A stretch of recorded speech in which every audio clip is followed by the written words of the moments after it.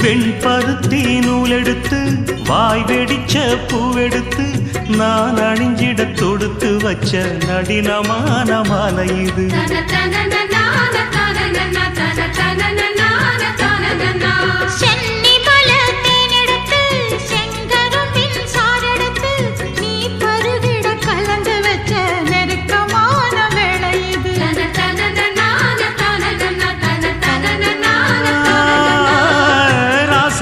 உடம்பிருக்கும் ரவிக்க துணி நானாக அன்னாடம் சூடி கொள்ள ஆசை வச்சாகாதா.